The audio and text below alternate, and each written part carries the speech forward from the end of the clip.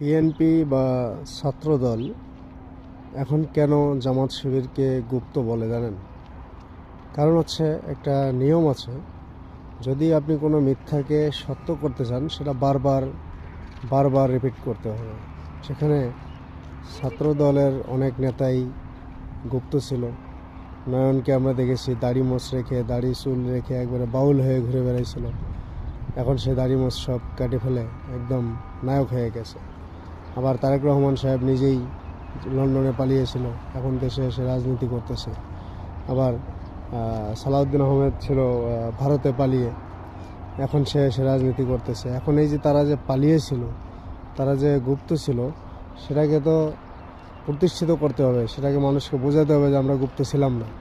সেজন্যই এই গুপ্তটা এখন অন্য দলের উপর চাপিয়ে দিচ্ছে, বারবার রিপিট করতেছে, যেন মানুষ বোঝে যে আসলে তারা প্রকাশ্যেই ছিল আর জামাত শিবির এই গুপ্ত ছিল।